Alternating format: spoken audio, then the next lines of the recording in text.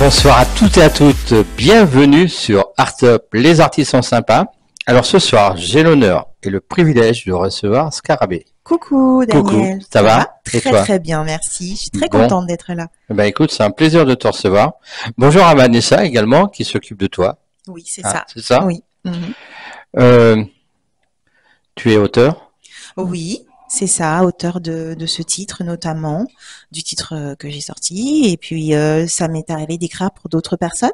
D'écrire pour d'autres personnes? Oui. Également? Voilà, c'est ça. Tu écris toi-même pour toi? Voilà. À la base, je voulais écrire pour les autres. D'accord. Ça m'allait très bien d'écrire pour les autres. Et puis finalement, le destin en a décidé autrement. D'accord.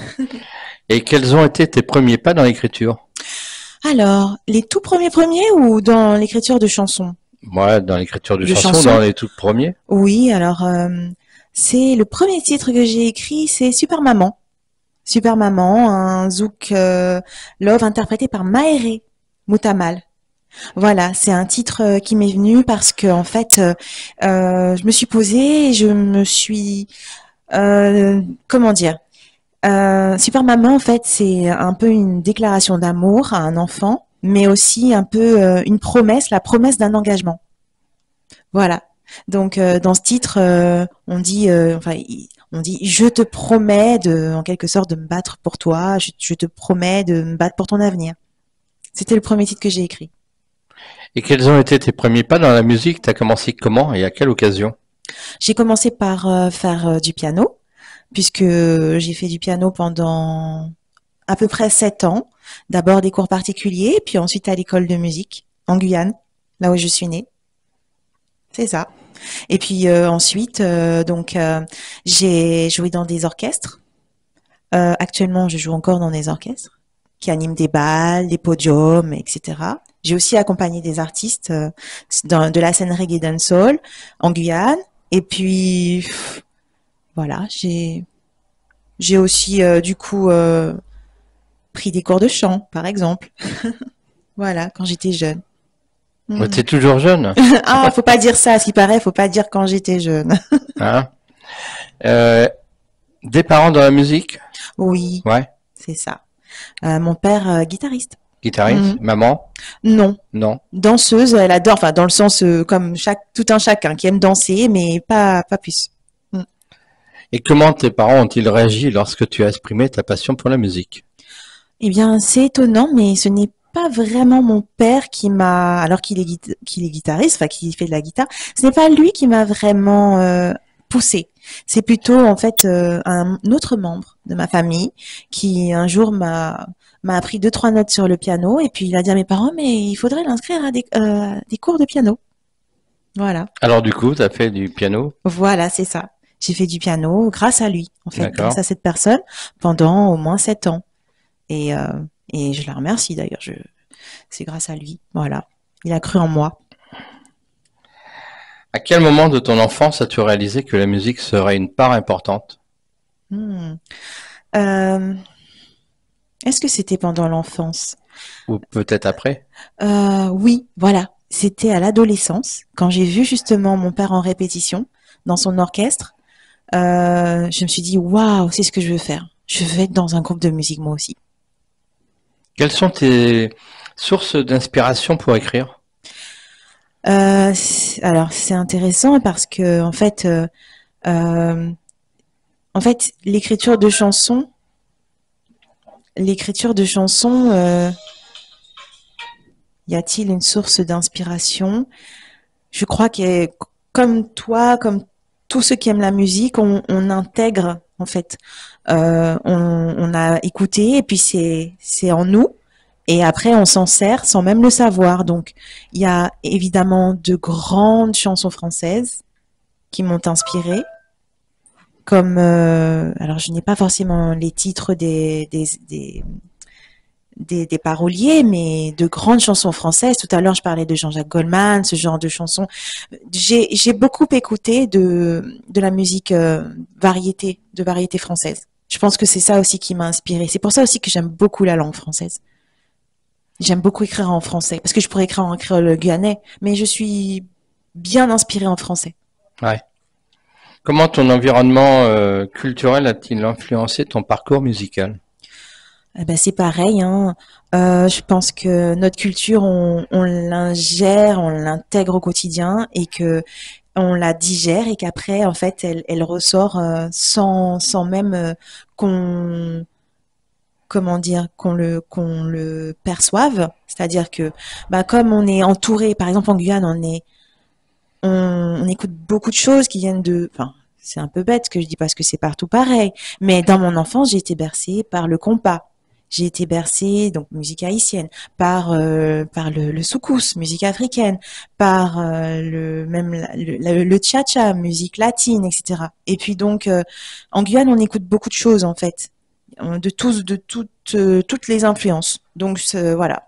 Après, bon ben, disons aussi que moi, je suis comment dire, je suis caribéenne, quoi. J'aime toute la musique caribéenne. Y a-t-il un artiste ou un groupe musical qui t'a particulièrement inspiré? Il y en a beaucoup. Ouais. Ce serait difficile de choisir. Eh ben, tu peux nous donner des noms peut-être. Bon, allez, Patrick Saint-Éloi dans le Zouk Love, un grand artiste, une belle voix, une belle plume aussi. Et puis un groupe, oui, voilà, enfin Patrick Saint-Éloi, Hmm. déjà. Comment la musique a-t-elle joué un rôle dans ton développement personnel? Elle m'a énormément apporté la musique. Parce que je pense que ça a fait de moi une meilleure personne, dans le sens où, ne serait-ce que par rapport au piano, il faut évidemment beaucoup de patience, de persévérance, d'entraînement, faire ses gammes régulièrement, des exercices, etc. J'en ai beaucoup fait quand j'ai débuté, et même après, et même encore dès que possible. Donc tout ça, ça en fait, ça rend beaucoup plus assez discipliné et persévérant. Et du coup, voilà, déjà ça. Quel genre de musique écoutes-tu à la maison? Alors, moi j'aime beaucoup le hip-hop. Ouais. Et en fait, je suis un petit peu restée, par exemple, sur Eminem. J'aime beaucoup Eminem. Donc voilà, par exemple, je vais écouter Eminem. Aussi, j'aime beaucoup Andy James, qui est un guitariste, je sais plus de quel pays, mais alors c'est de la guitare, comment on va appeler ça? C'est plutôt métal, quoi. Et j'aime beaucoup. Je vais écouter ça plutôt. Ouais, c'est vrai. À quel moment as-tu réalisé que la musique était plus qu'un simple passe-temps? Hmm. Euh, eh bien, je pense que j'ai réalisé ça quand j'ai souhaité euh, et quand j'ai souhaité produire des artistes. Tu as Voilà. produit des artistes? Oui. Ouais. Enfin, en tout cas, j'ai produit des singles. D'accord. Voilà, 3. 3. Voilà. Et c'était pour qui? Ben, c'était donc pour des artistes de la scène zouk. Donc, Maëré avec Super Maman, Tyrone, l'artiste Tyrone. Et puis un artiste qui est moins connu, mais qui, qui a autant de mérite, Jean-Michel Jeanne Rose. Voilà, j'ai produit 3 singles avec ces artistes, un single avec chacun. Tu produis toujours? Euh, pour moi. Oui, Maintenant, je suis en maintenant pour toi. autoproduction. Tu es en Voilà, autoproduction. j'aimerais produire à l'avenir pour produire d'autres artistes, mais là, pour l'instant, c'est moi. Tyrone que j'ai reçu sur un autre média. Pas sur Artop, mais ailleurs, donc je le connais bien. D'accord, ben voilà. Voilà. Et justement, ces artistes que tu as produits, comment tu les as rencontrés? Comment ça s'est passé, cette rencontre avec Tyrone et puis les autres artistes que tu nous as parlé tout à l'heure que tu produisais? Ben en fait, on m'a donné leur nom parce que j'avais, Et pourquoi les avoir produits? oui. Pourquoi avoir produit les titres du coup? Ouais. Ben en fait, c'était mes compositions et euh, et en fait, je souhaitais que j'avais ma vision et du coup, c'était plus simple de produire le titre parce que c'était majoritairement mon texte. Parce ils ont coécrit, mais c'était majoritairement mon texte, mon instru. Voilà. Je pense aussi que tout simplement, c'était pour me faire connaître. C'était dans le but, parce que moi, en fait, ce que je voulais, c'était me faire connaître en tant que parolière, en tant que compositrice. Et Tyrone, on m'a donné son nom, on m'a dit, ah tiens, ça pourrait coller à l'instru que tu as faite, et va le voir. Et il m'a reçu, ça a été un agréable moment, on a échangé, et il m'a dit, ok, il m'a écouté, il m'a dit, ok, cool, ça me plaît. Expérience sur scène, En t'en tant as que plusieurs chanteuse, comme en tant que chanteuse. non, plutôt en tant que choriste. Ah oui, Voilà, parce que j'ai eu aussi, j'ai fait les chœurs pour un artiste en Guyane. Voilà, un artiste reggae. Mais en tant que chanteuse, pas encore. pas encore. Voilà, je me lance là, Et justement. donc, justement, tu fais encore choriste? Non. Non. Même si j'aime beaucoup ça, mais non. Non. Enfin, là, je préfère être en lead pour l'instant. En Oui. Guyane, c'était pour quel artiste? C'était pour Tyros. Ouais, il D'accord. est pas. Alors Tyros, faut pas se tromper. Mais non, c'était pour Tyros, un artiste de la scène zouk locale, reggae local. Quelles sont tes aspirations musicales et artistiques? Hmm. Alors les inspirations musicales, elles sont très variées parce que comme pour beaucoup de personnes aujourd'hui, on écoute tellement de choses grâce à bon toute cette musique, toutes ces radios mondiales, etc. Enfin bref, tous ces réseaux sociaux. Donc elles sont diverses et variées. Je ne me limite pas. Donc comme moi j'aime tout, je suis assez éclectique.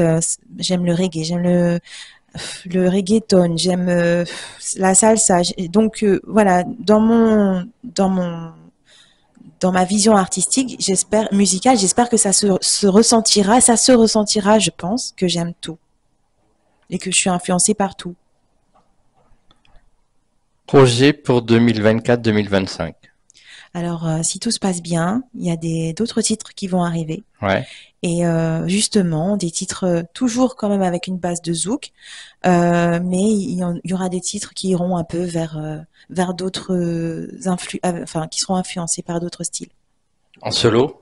Oui, pour l'instant toujours en solo. Toujours en solo? Oui, parce que je me lance et que voilà. Déjà en fait, je veux que les gens comprennent qui je suis, dans quelle voie, dans quelle direction je vais. Et puis je pense qu'après j'attirerai les personnes qui justement se diront ah tiens, elle est comme ça, ok, qui m'identifieront aussi mieux. Tu as des scènes 2025 de prévues? Alors là, j'ai une scène qui arrive en 2024, fin 2024 en Guyane. Et après, pour l'instant, non. Non. Voilà, pour l'instant, non. Euh, on va finir l'émission avec ce clip. Tu peux nous parler comment il est né ce titre? Oui. Alors en fait, je voulais faire un titre un peu plus léger que ceux qui arriveront après. Un peu plus fun, sans prise de tête, faire danser les gens. Donc j'ai fait un titre zouk compas. Et puis en fait, ben il s'agissait de toujours moi je suis quelqu'un d'un peu, je dirais pas subversif, non faut pas aller jusque là, mais j'aime bien faire preuve d'audace. Et là je me suis dit je veux pas dire les mêmes choses. Et en fait, je propose un jeu à mon cavalier qui est celui de se laisser guider parce que je trouve que traditionnellement, quand même, c'est encore l'homme qui guide. C'est toujours la femme qui doit suivre. Et sur la piste de danse notamment. C'est encore un lieu, je trouve, très traditionnel. Et donc, dans cette chanson, je lui dis, laisse-moi faire, laisse-toi aller. Je vais te guider. Voilà. C'est comme ça que le titre est né. D'accord. Et justement, quels ont été les défis auxquels tu as été confronté pour sortir ce titre? Ah, ben en fait, ce sont les défis auxquels sont confrontés tous les artistes émergents, je pense. C'est-à-dire trouver la personne pour faire le mix, trouver euh, enfin, le réalisateur pour le clip. Donc Il a été clippé ce titre? Oui. oui, Euh, surtout en Guyane, voilà. Donc surtout quand vous débutez, vous n'avez, enfin, dans ce domaine. Donc voilà, les défis ont été ceux-là. Oui. La réalisation du clip n'a pas été facile parce que, ben, en fait, euh, pareil, il faut convaincre les gens, les figurants, il faut les trouver, etc. Mais on y est arrivé. Tu vis plus en Guyane qu'à Paris ou... Oui, Ah ouais? oui, oui. Moi, en fait, je suis actuellement en vacances en France. D'accord. Voilà. Je Donc repars bientôt. tu es très rarement à Paris. C'est ça. C'est ça. C'est bien ce que j'avais cru comprendre. Tu aimes te produire en public? Oui. T'adores? Ah oui, moi, j'aime beaucoup ça. Ouais. Ben, pour moi, la musique, c'est le partage. Voilà. C'est pas rester seul dans son petit coin. Sinon, on fait du studio. Mais quand vous vous lancez comme ça en tant qu'artiste, c'est pour partager. Exactement. Euh, quelle est la scène parisienne que tu aimerais faire à Paris? Une scène comme celle de, alors je veux pas dire de bêtises et me tromper de salle, mais allez, la Cigale, quelque chose comme, idéalement quoi, une petite salle, voilà, déjà, idéalement, Bon, idéalement. alors disons que 2025, tu fais la Cigale. Allez, Allez, c'est parti. je suis prête. T'es prête? Bah ça, je le sais que t'es prête. Par contre, là, tu vas peut-être pas être prête à répondre à ma question. Oh là. Avec quel artiste aimerais-tu faire en duo si tu fais la Cigale en 2025?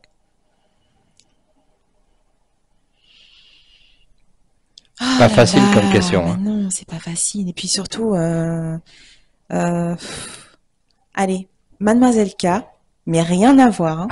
Oui, c'est clair. Vraiment, je sais, hein, Ouais. mais j'aime beaucoup cette artiste. Voilà, j'aime ce qu'elle représente, j'aime ce qu'elle fait, donc voilà. Allez. Bon, sinon dans le domaine du zouk, je veux que je te donne un nom dans le domaine du Allez, zouk quand dans le même. domaine du zouk. Je dirais Johan, allez, comme ça, ou Kim, idéalement, Idéalement. idéalement. Voilà. Mm. Bon. Donc ce projet arrive pour 2025. Tu as une date de sortie à peu près? Oui, on va dire ça. Ouais. Oui. Le Euh, prochain. Le Oui, prochain, oui. c'est avril, mai, juin? Non, Non. j'espère que ce sera de tout cœur que ce sera début. Début 2025. Voilà. D'accord. Ah oui. Et la couleur musicale de ce qui va nous sortir, ça va être un EP, un album? Non, c'est encore un single. Pour l'instant, c'est une C'est juste succession une succession de de singles. singles. Ah, Voilà, c'est d'accord. ça. Oui, Ok. c'est ça. Tu peux nous donner tes réseaux sociaux? Oui, donc Scarabezouk, S-K-A-B, alors S-K-A-R-A, pardon, B-E-E, Zouk. Ça, c'est Sur sur Insta. Instagram, sur Facebook, TikTok aussi, et YouTube. Bon, et ben voilà. On va donc écouter ce clip que tu nous as gentiment ramené. Je te souhaite de bonnes vacances à Paris. Merci, Merci beaucoup d'être passé sur Artop. Merci de m'avoir reçu, Daniel. Merci, c'était un vrai plaisir. Et nous, on se dit à la semaine prochaine, même heure, même endroit et même lieu chez Artop. Bien entendu. Salut à tous et bon week-end. Bye bye.